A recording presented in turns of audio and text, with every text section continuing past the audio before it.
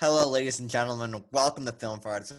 Myself, Matt, and my two co-hosts, Tyler Hello, and Mark. Completely unprofessional, 100% biased opinions of movies of today, tomorrow, and yesteryear. You know, I went to Tyler first this time because Mark pauses for half a second, and now I know to never go to Tyler first because I know pause period I'm long. I got distracted. Mark was So like, Tyler and I, his hands were over his face. I was wondering what he was doing. I thought he was having a stroke. I was worried. I was having a moment. Well, it wasn't Mark's fault because I didn't call him first. I called him Tyler Oh, first. shut up! I'm never prepared for this. You know, never to put me on the spot, Matt. Well, putting on your spot again because you need to describe what this video is about. All right. So at the end of every one of our episodes, we usually do a recap of what we've been watching, and then I came up with the brilliant idea to do every month do a recommendations video. Basically, just 5 things we either watched, read, played, snorted, murdered in the month Inserted. inserted in the previous month.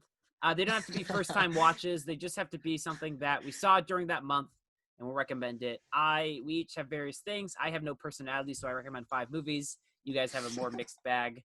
So I'm not going to go first because I'm in charge. So Mark, you're going to go first. Oh God. Okay. Let's see. Number 5. What would I recommend? They're I would not in recommend order. Zodiac. Fine. Number 1. First Robin. thing. Mark, Top what movie? 5. What recommend? What do you recommend? Zodiac. I watched Zodiac this week. That's David Fincher's 2007 film. I want to say 2007. Yes. Film about the Zodiac killer. It stars Mysterio, Iron Man, and the Hulk.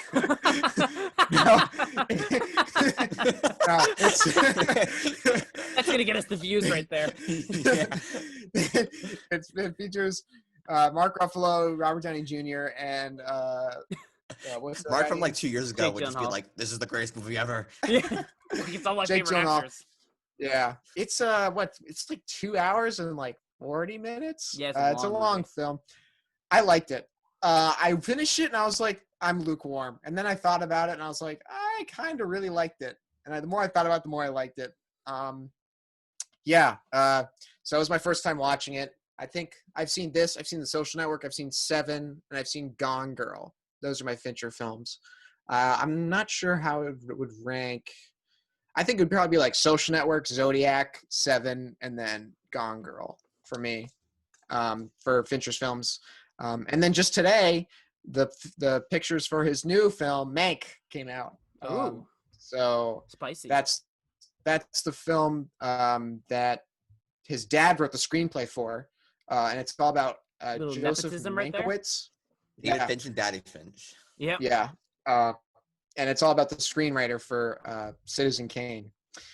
So that's my first recommendation. Zodiac, 2007, David Fincher, starring the Marvel Boys. Sorry. All right, well, Wait, Matt, have you seen Zodiac? Yeah, it's in Zodiac. I think it might be my favorite Fincher movie. It's definitely up there for me. It's pretty brilliant. I really like it. Yeah, but Quentin Tarantino said Social Network is the best film of the decade. So Oh God, oh my God. What did sorry, Scorsese I say? hate to burst your bubble. Man, I have to change my opinion now. Scorsese was like, I cooked the meatball. No, I'm kidding. Scorsese, he's in What if Scorsese genuinely came He's out Italian. What are you talking about? What if But Scorsese he's came an out and American. said, Avengers Age of Ultron is the best movie of the decade, and he said it unironically, and he's like, this is the best.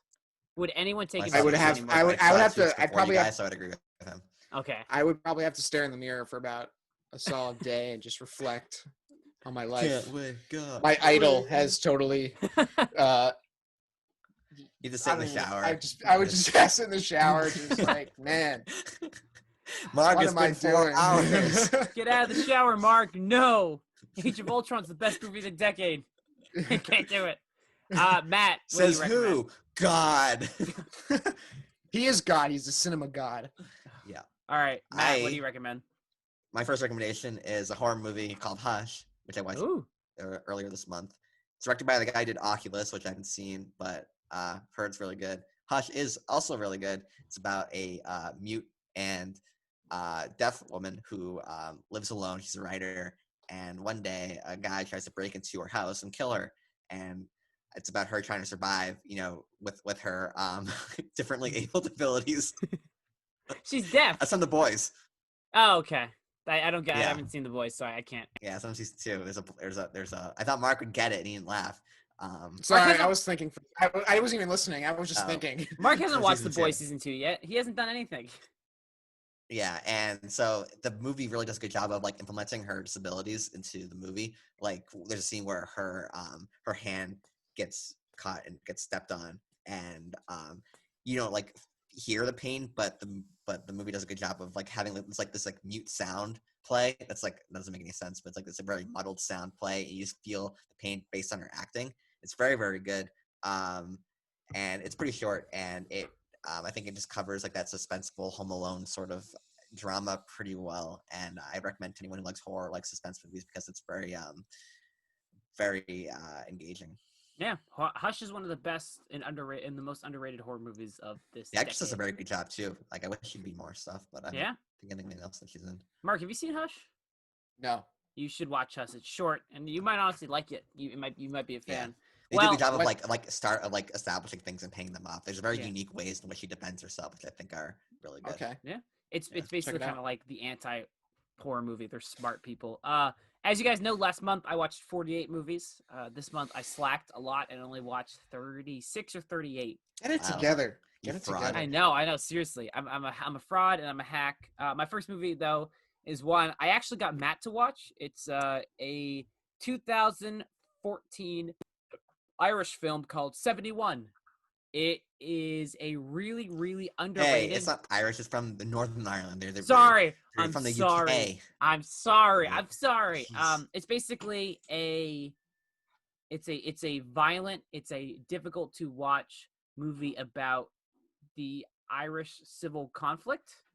I'm not too versed. The Troubles, yes. I'm not too versed on it. It has a wonderful performance by Jack O'Connell. It's one of those movies I saw the trailer when it came out in like 2014, 2015. And I was like, I really want to watch this movie. And then completely forgot about it. And then it showed up on Amazon Prime. It's short. It's succinct. It knows what type of movie it is. And it doesn't really try to be anything other than that. But it also feels like a story of you're viewing a much larger conflict. And by the time the movie ends, the conflict hasn't come anywhere near resolved. It's still kind of going. It's still ongoing. And that kind of adds like the hopelessness of it. It's a difficult movie to watch, and that should be known. There is graphic content, especially with like young children, their like bodies and stuff like that. It's a tough watch. I think it's exciting. It's great. Yeah. I mean, it's really one of those movies that you watch, and I'd be hard pressed to find someone who didn't at least enjoy this on a base level. It's like the Trading Day or Good Time of Northern Ireland, and it's so good. Like I never even heard of it until you recommended it to me. It's never been recommended on like my Amazon Prime thing. Yeah, and it's free to watch. Like it's part of the Amazon Prime network, and it's crazy that it hasn't gotten more attention than it deserves. Yep. And I just love the 80s style, like when characters dress every character kind of has, not every character is very well developed, but each one has like what their motivations are, and like it's just so cool when everything starts to come together and everyone's wearing like those like 80s clothing and stuff, and it's such a brutal movie, and I'm really glad you recommended it to me because it's so good, and it perfectly encapsulates like the real life war, because still today there's still a lot of tension between the trouble is technically over, but there's still a lot of tension between the two sides today. So I think the movie really pays respect to both sides of this conflict. I mean, it's very much I think the lack of characters is probably one of the big detriments of the movie, but it's ultimately a movie whose characters are shaped by the situations rather than them being necessarily distinct individuals. They're kind of just people who react and respond to the like burgeoning and constantly like shifting social conflict, and it's really, really engaging. Jack O'Connell's great. It's pretty well directed. I think some of the chase scenes can be a little hit or miss with just the amount of shaky cam. But other than that, it's on Amazon Prime, or it should still be. Highly recommend it. Mark, what's your next recommendation? I've talked about this film a lot before on the show, but it's Network. I rewatched it this month. For those who don't know, it's the 1976 film directed by Sidney Lumet. And it stars Faye Dunaway, Robert Duvall, Peter Finch, as well as a whole bunch of other actors who are phenomenal. And it's all about. Never did anything else. I can't remember their names off the top of my head, but they're whoever they are amazing in the movie. And it's really good. It won a lot of Oscars, if I remember correctly, and it's touches on a lot of subjects that I'm very passionate about and interested in. And if you're really interested in politics, like U.S. politics, I would definitely recommend watching this film because it's just like it was right up my alley. And it's probably, if I were to, I have to really think about it, but it might be like in my top 10 favorite movies ever. It's just so good. And there's so many great monologues, and it's just phenomenal. So highly recommend. Definitely check it out. That's my recommendation. Awesome. Matt, what do you got next Yeah, for us? my second recommendation and my only other movie recommendation is Midnight in Paris. Woody Allen Ooh. movie. I gotta watch came out that. I gotta watch that. 2014, I think, with Owen Wilson and Rachel McAdams. And this is my favorite Woody Allen movie. I think it's, since I've rewatched it, I think it might be one of my favorite of the decade now. The more I think about it, and it's just this. The general synopsis is that Gil, who's Owen Wilson, is a writer, and he and his wife Rachel McAdams spend some time in Paris. And one night he's walking by himself, and he gets taken by this old time car to 1920s Paris, where he meets Ernest Hemingway, Gertrude Stein, the F. Scott Fitzgerald and his wife, Zelda Fitzgerald, and he is just like this. He's just nerding out over this stuff, and he can't believe what's going on. And he's, he gets writing advice from all these great, artists, and he has really fun interactions with all the artists. And it's not a very plot-driven movie. It's more just him, just really like taking advantage of this time machine, basically, and going to all these crazy cool 1920s parties and talking to all these really brilliant artists. And as someone who really looked up to these people, I really feel like Gil is like the perfect vessel for me to interact with these other characters that Woody Allen clearly loves as well, by missing the dialogue. And I think that anyone who likes this period of writers or artists would really like this movie. It's just like a fun, but also witty and smart movie that I think that a lot of people would enjoy. I gotta check that one out. Yeah, to me, I have an issue with like Woody Allen's kind of like movies that just feel like they're talking for talking sense, and this is the first one it felt like it actually had a purpose, and to kind of like, oh, there's like a clear like reason for why there's so much kind of dialogue, and he's kind of inspiration as a writer, and it's really you can great. tell that he loves like these real life historical figures. And he also said that because Gil's from California, he's like a California liberal guy, and his wife and his wife's family, his fiance and his fiance's family are very conservative, so there's like some funny humor there. But he said that he originally wrote the character to be like a Woody Allen kind of character, like a New York cynical guy. But he said it wouldn't make sense because Gil's very he's very like idealistic. Idealistic. Yes, perfect. Exactly. Idealistic towards like this older time. So it makes more sense to make him like a California kind of like airy kind of guy. And it really works in this movie's favor. Like I said, I just love all the interactions, and the music's great. The shots of Paris are beautiful. And yeah, I can't recommend this movie enough.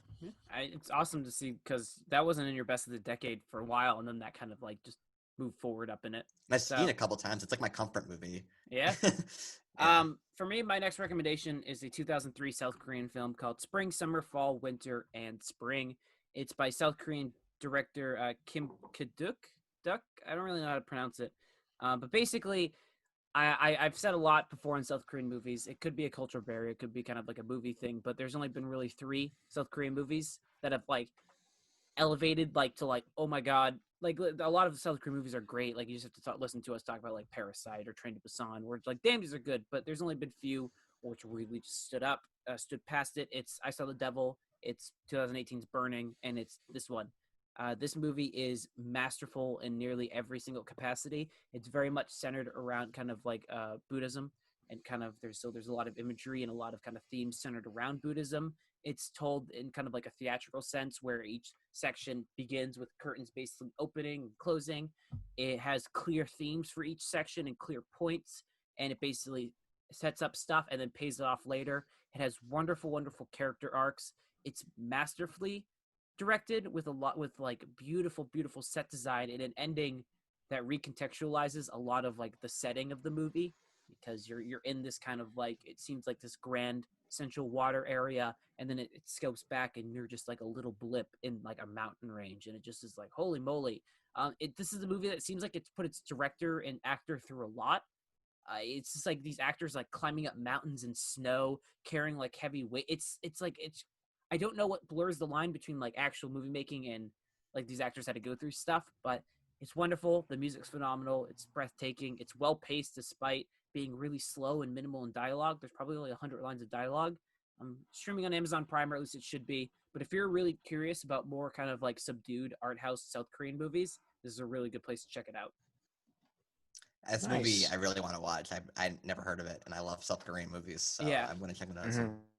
I could see this going for either way for you, Matt. I could see you either really loving it like I do, or going that this is like very like pointless. So. My turn. Yeah, your turn. Okay. If you want to be. Yeah, if you want to be, we can go. Yeah, we can just kick you out from frauds.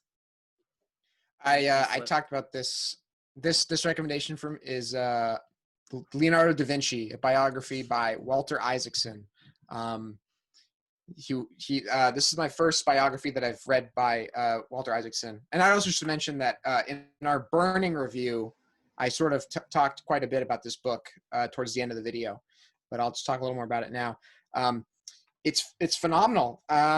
If you're not a big biography person, I still would recommend you check it out. For me, I didn't know. The only thing I knew about, Da Vinci was just the Mona Lisa, and he had some notebooks, and that was about it. And like spaghetti. And he likes spaghetti. Yeah. Oh. Yeah. And so this book is, it's phenomenal. It's like, you take these larger than life figures and they seem larger than life, but this book really like makes Leonardo feel like a real person with flaws and insecurities, but with immense talent and genius. The whole thing with Walter Isaacson is he's done 4 biographies now: Einstein, Steve Jobs, Benjamin Franklin, and now Leonardo da Vinci. Ooh. Leonardo da Vinci being the most recent biography for him. And his goal is to figure out what makes a genius. Like, what's the consistent trait between these men? And so it's great. He offers a very fresh perspective on, what makes a smart person. And it's great. It's fantastic. And you get this great sense of like what Renaissance Italy was like and what ideas were being thrown around and how that influenced Leonardo and his art. And I would highly recommend it. It's fantastic. It's yeah. I'll give it to you the next time we meet up. It's 524 pages, and it's phenomenal. I blew through it in a few days. Is it written as a historical fiction, like a history with a narrative, no, or it's just straight information? It's straight information. It's just from cradle to casket. Dang, so, that was beautiful. Yeah, wow. What are you, a poet? Dang. Oh, I didn't. That's not something I came up with. That's just a common thing with common saying with biographies. Is it, Matt? Matt, can you confirm this for me? I don't know. I mean, no, actually, you know what? That was. I did read the history book. Yeah. So, all right, Matt. Leonardo da Vinci, Walter Isaacson. Well, Mark, as a literary man of literature myself, I have a book as well. Speaking of Roaring Twenties, I have F. Scott Fitzgerald on Booze, which is just a collection of. I found this at Barnes & Noble, like just randomly. I was like, oh, what is this? And I was like, oh, I'm gonna read it. It's pretty short. It's just him talking about random stuff. Like one chapter is him talking about his journeys through Europe with Zelda, which is pretty interesting. And then another is him. There's another author. He had another famous author. I can't remember. I'm not gonna look through right now, but he had him read and edit one of his books, and like F. Scott's being so condescending to him in the letter, and it's so funny. He's like, "Oh, your first book was so daring and challenging. Of this book, I just feel like you're just going over similar ground." Damn, it's pretty funny. I love F. Scott Fitzgerald as a person. He has like this kind of, he's very confident and very narcissistic, but also very down on himself as well. But he has like such this great view on high society, which you can see in Beautiful and the Damned and in Great Gatsby, which I just read Beautiful and the Damned last month, which I recommended. I read F. Scott and I read Great Gatsby years ago, but I'm getting really into his literature. And then there's another chapter about him talking about how he's getting older and how he sees New York in a different way. He sees himself as being like distant from like the youth socialites of New York, and it's just so beautifully written. Like he writes locations so well, and there's like this magic to it, and you can just tell he loves New York and he loves these European countries he's going to, and it's so short, and you just get like, so you get into his head very well, and I really enjoyed it. If you like F. Scott Fitzgerald, I think that you'd like this because it's a very quick read. And it's you get more of like who he is, and I really enjoyed it. Yep. Despite the fact that I have a disgusting amount of books, I have none that I would recommend this month. So I have 5 movies, of course. My first one, I'm going to recommend 2 Michael Mann movies this month. First is his 1986 movie Manhunter. This is basically the spawn and creation of all kind of like procedural detective dramas. It popularized, it kind of created and just birthed an entire genre of television and movies.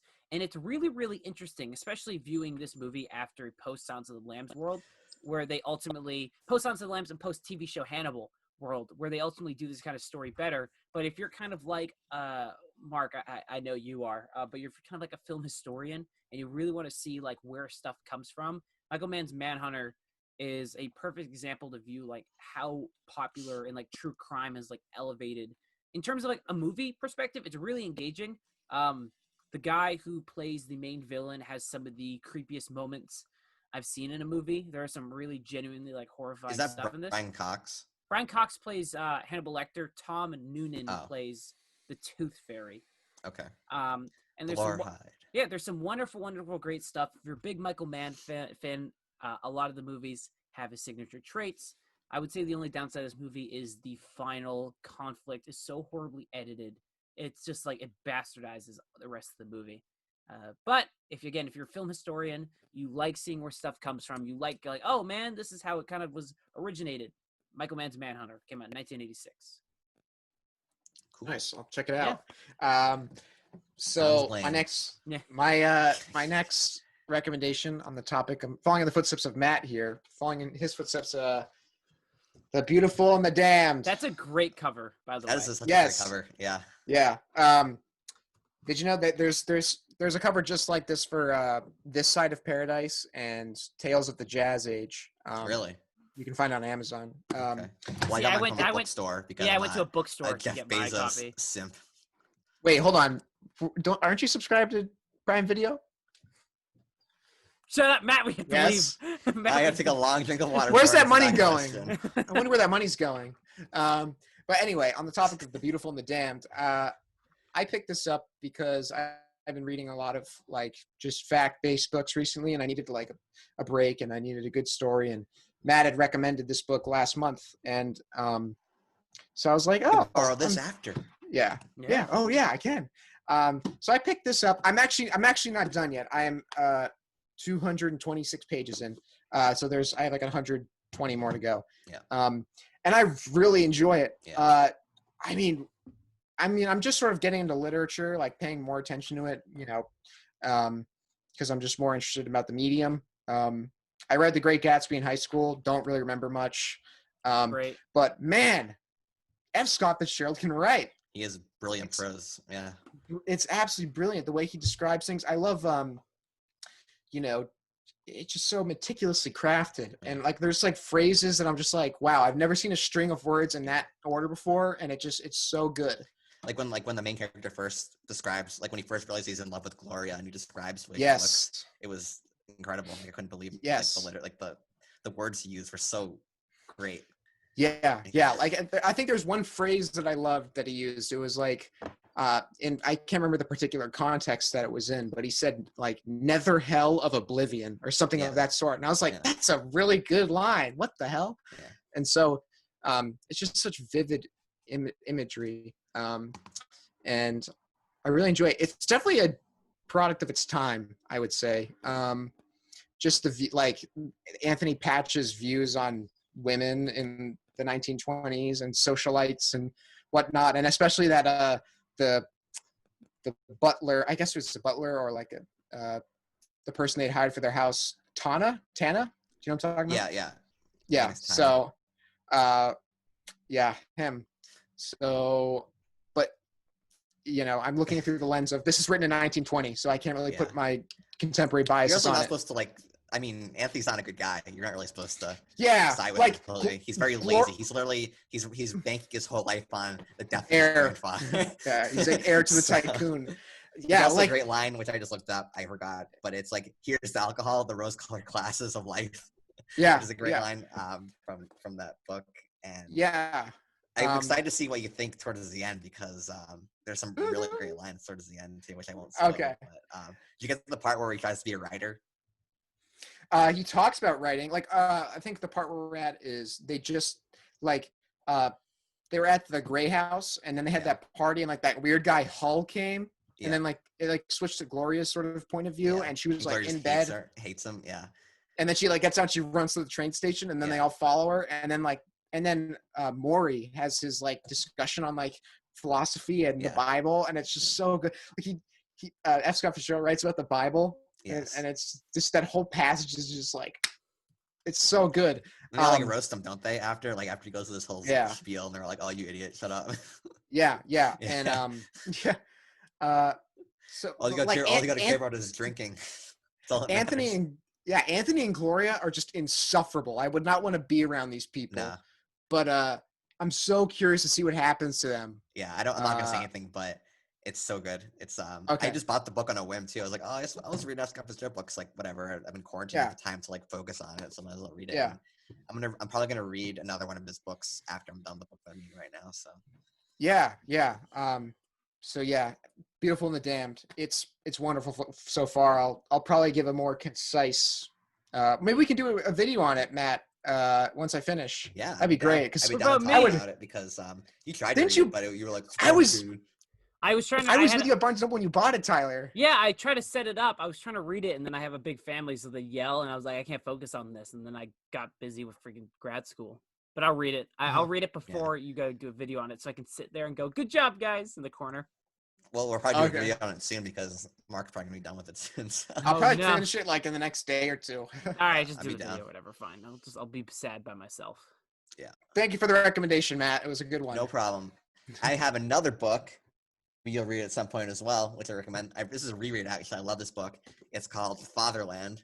Okay. By Ooh. Robert Harris, and it's been described as speculative fiction, which is an interesting term I never had heard of before. And it's about 1960s dystopian future where the Nazis won World War II, and you follow a detective for the Criminalopolis. It's some German word. He's a detective in Berlin, and he discovers the body of a man who is one of the founders of the Nazi Party, just in the river. And they think it's a suicide at first, but then he realizes soon after that the Gestapo are looking into it as well, and he's trying to figure out what exactly is going on, because there's definitely something that's covering it up. And the movie's definitely a detective story, and but it gives you hints and glimpses into like the world around you. Like John Kennedy's father, is the president of the U.S. at the time, and he's coming to Berlin to meet with Adolf Hitler, who's 75 at this point, and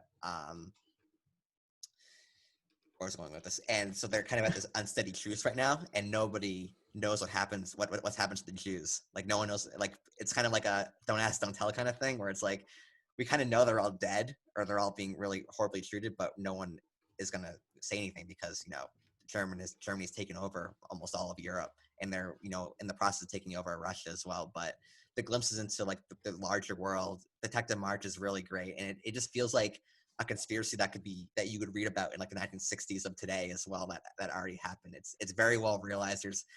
And you get like some American, he has like an American journalist that's helping him out as well, and it's so grounded, and it's just great. And I think that if you like history and you like that sort of dystopian era kind of fiction, then I think you'd like Fatherland a lot, because this is my reread of it, and I still really enjoyed it. It just really captures like what a potential world where Germany won would look like, and also creates like this conspiracy that would seem believable with other conspiracies that we know about in American and in Cold War politics. So yeah, I'd highly recommend it. Dang, that sounds really interesting. Yeah. Yeah. That's my second Michael Mann recommendation is an interesting one. It's a critically disdained and critically lauded, I should say, in a box office flop, and that is 2015's Blackhat. I love this movie, and the more that time passes, the more I want to watch it again, and the more I think I love it. I think it's Michael Mann's second best movie, which is just blasphemous if you just look at any of the reception for the movie. I think it's a wonderful story and a wonderful kind of like the end to a 3-arc trilogy where Michael Mann does Public Enemy, Miami Vice, Public Enemies, and then Blackhat, where it's commentaries on kind of like increased surveillance and like a changing world. And in this one, it's basically a 71-year-old man makes one of the most modern and kind of like high tech like criminal movies out there, where it's so engaging, it's so kind of like not thought provoking, but just kind of like a nice commentary on kind of like the dangers of capitalism and kind of like how that impacts everyone. I think Chris Hemsworth is wonderful in this movie. A lot of people saying, I don't buy him as like a computer hacker, and then he can fight really well, kind of stuff like that. It's like, sure, but it's also kind of like you're just perpetuating a stereotype, and it's like, hey, maybe we can try something else, and then everyone can play everything. It's kind of like, whatever. I find this movie incredibly engaging. I think the music's great. I can understand why people don't love this movie. But I love Michael Mann, and this is his perfect kind of style of movie. I'd really heavily recommend you guys giving this one a chance. Everyone who watches this, even you two. Where'd you watch it on? I streamed it on Amazon Prime, and then I bought the Blu-ray immediately, not knowing. I think I bought like a Canadian Blu-ray. Did you buy it on Amazon, or was it free to watch? I bought it on Amazon. Oh. Yeah. I would What? I would really recommend this movie. It stands behind Collateral for me. I would recommend Blackhat a lot. I have to check out Michael Mann movies. I don't think I've seen a single I've one. only seen I've seen Collateral, and I've seen Public Enemy. Mm-hmm. Yeah, he's unique. He's interesting. So, is this our final one? Is this number 5? Last yeah. round. For me, the last review will be or recommendation is The Boys season 1. Oh, I rewatched that last weekend. So people have been my friend's been asking me to watch this. Shout out to Alex. Have been trying to get me to watch this for a year now. And I just never gave in. I was just like, superheroes. I don't want to get involved in superheroes again. Yeah. And what a great take on the genre. In this world, in this show, superheroes are celebrities, and they're employed at this company called Vought, and they star in movies, and like the company who they work for, Vought, they're like concerned with how they're polling on social media and all this stuff, and they're just sort of held up as like the best of the best of society, but like, are they really though? And the show really gets into that. And it's such this show is such a breath of fresh air. I really liked it. I really liked what it had to say. And this is a great time to watch it because you can stream it on Amazon Prime Video. That's the only place where you can legally watch it. And season 2, the first 3 episodes just came out this week, and then the remaining episodes are going to come out once a week until the end of the season. I'm sure it's going to be probably 8 episodes in season 2. I think it's ending in October. It'll be like the last. Okay, so the show is season 1, the one that I watched, 8 episodes, an hour each. Yeah. And it's great. It lives up to the hype, because this was really hyped up for me, and I was like, oh, it's going to disappoint, but I made a promise I'd watch it, and I watched the first episode, and I was hooked. Yeah. I was hooked. I was kind of nervous about rewatching because, like, sometimes when you watch something, it's not as good the second time, but it definitely held up the second time watching it through. There's so many, all the characters are so like well realized, especially like Billy the Butcher. Carl Urban's so good in it. It's so great to see Carl Urban having fun. Yeah, it's so good. Like, that's also this movie accomplishes something that a lot of media in general doesn't accomplish, and that the main villain, Homelander, is just despicable. Yeah, you just want to see him just get his comeuppance, because a lot of movies and TV shows try to go for like the cool anti-hero kind of villain, like a Joker, or like the guy, or like Creed and irredeemable, or like the guy from Black Panther, like where they have like good points and like they're kind of cool in a way. Killmonger, I can contribute to this. And then like no, Homelander is such a bad guy, and you just hate him, and the actor does such a good job. There's something so mentally off about him. That show is really, really great. I feel definitely like check it out. Tyler, you got to check it out. I know. I'm really bad with television. I struggle with how Same here. It is. I am too. I'm really bad with television. This is worth it. I know. Whatever. I feel like the odd man out this episode. What? Oh, I gotta watch that. Dreadful. I think you'd like that. Or The Nick. The Nick is great. All right, Matt. My last recommendation is a video game, which I've been playing this month. I'm almost done with it. It's Bioshock, the original. But the Bioshock complete like collector's edition was free with Games with Gold. I mean PlayStation Plus, whatever subscription a couple months ago. So I replayed Bioshock Infinite twice to love that game. And then I was like, oh, might as well play the first game now.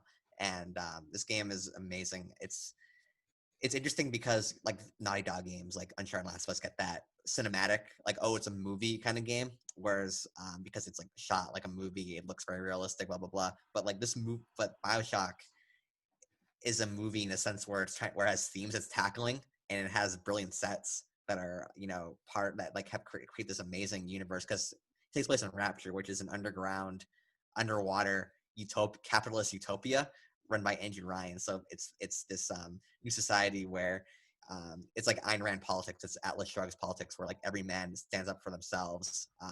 You don't give anything away. Objectivism. Yeah, objectivism. It's sort of that kind of world. But then, of course, if that society kind of really existed, everything would go to hell, and it does in Bioshock. In Bioshock, and then you're trying to survive through that. You're constantly being taunted by Andrew Ryan, who like talks about parasites and everything like that.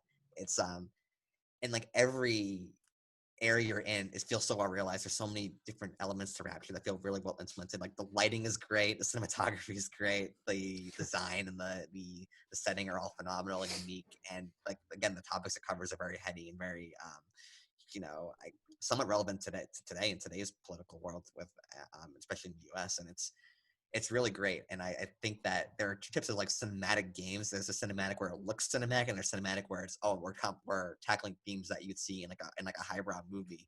And I think that Bioshock would be more fitting of the latter. Dang, I definitely have to check that out. I definitely have to. I have the Masterpiece collection or whatever. Oh, it's only like it's like 10 hours. It's really like you played it for like it seems longer than it is. Like it goes by super quickly. I think you like Infinite as well. Infinite, like, so Bioshock tackles like capitalism, and then Infinite tackles like religion, and it's really I gotta check that out. Yeah. Oh dang. I gotta check that out. You guys are just like on sync this month. See, I'm the odd man out. Yes. I don't like Tyler's it. like, I saw Blackhat, and I saw Blackhat. I watched Man of Steel this month. I watched Death Wish. Matt now takes the cake for watching terrible movies. He watched Primal and he watched Hotel Artemis. Yeah, but I watch good movies as well. I watch good movies too. I watch more movies than you.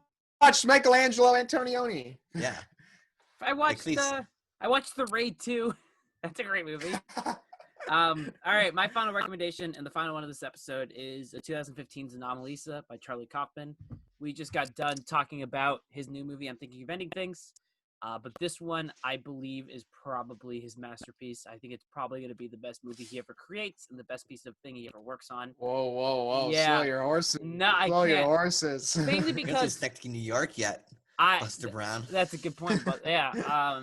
If you want a more in-depth thinking into kind of like his new movie, go check out our I'm Thinking of Anything's review. But if it's even out, I don't know which I'm going to put out first. But ultimately, this is his, because we talk about it a lot in that episode, that his movies are a lot of trying to tackle a lot of ideas at once.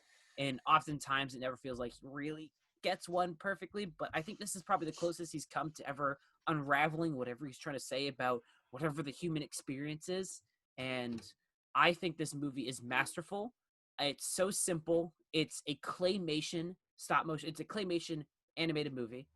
It's 90 minutes long, and it is some of the most human moments I've ever seen in a movie, to the point it almost becomes a little uncomfortable to watch, where the characters are doing things and saying things. You're just like, it feels like you're just kind of watching yourself, which is ultimately the point. It has probably the most realistic sex scene ever put into film, which is really weird considering it's with a claymation animated kind of style, but it's like it's honestly like it's baffling. Most realistic for Tyler. Realistic for me, yeah. Yeah. We're going to move forward, but oftentimes he'll pan the camera down on their faces and it just looks so realistic. The setting, the performances, which there's only 3 voice act. I'm just trying to move past that as fast as possible. There's only 3 voice acting. You set yourself up for these things, and you know I was trying to just talk about how human it is, and ultimately it's wonderful themes. It sets for 2 or 3 main ideas, and I think it hits them home perfectly. Mark, I really, really think you would love this movie. This is right up your alley. I have no excuses. It's 90 minutes. It's so quick. It's just all of a sudden it's over. It's so awesome. Next time we hang out, we should do a little switch. You give me Anomalisa, and I'll give you some of my criterions or whatever. Yes. We'll Let's get it over do a with. flip. We have so much stuff to trade off. Yeah, I back know. and Yeah. forth. We're just gonna hand each other our bookshelves. Be like, all right, Yeah. there you go. Yeah. Yeah.